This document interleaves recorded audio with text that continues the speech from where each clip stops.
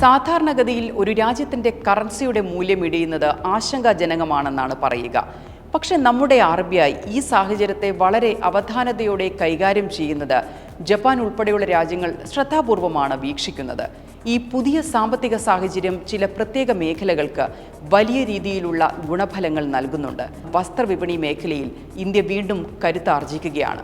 അതുപോലെ Indian generic മരുന്നുകൾക്ക് അമേരിക്കയിൽ എന്നും ആവശ്യക്കാരുണ്ട്. 2025 വലിയ ഇടിവ് രേഖപ്പെടുത്തിയ മേഖലയാണ് രത്നങ്ങളുടെയും ആഭരണങ്ങളുടെയും സെക്ടർ. നികുതി കുറഞ്ഞതോടെ തിരിച്ചുവരവിൻ്റെ പാതയിലാണ്. രൂപ 90 കടന്നതോടെ റെമിറ്റൻസ് ഗുണവും സംരംഭകർക്ക് വലിയ ലാഭമുണ്ടാക്കി നൽകുന്നു. നേരത്തെ പറഞ്ഞ പോലെ രൂപയുടെ മൂല്യമിടിയുമ്പോൾ ഇറക്കുമതി ചെയ്യുന്ന റോ മെറ്റീരിയൽസിൻ്റെ വില വർദ്ധിക്കും.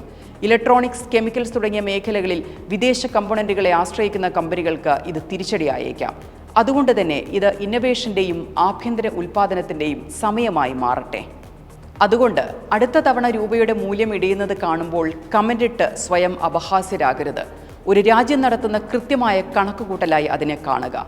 കയ്യടി നേടുന്ന നീക്കങ്ങൾക്കും താൽക്കാലിക ലാഭങ്ങൾക്കും ഉപരിയായി ദീർഘകാല കരുത്ത് തിരഞ്ഞെടുക്കുന്ന ഒരു രാജ്യമാണ് നമ്മളെന്ന് അഭിമാനിക്കുക.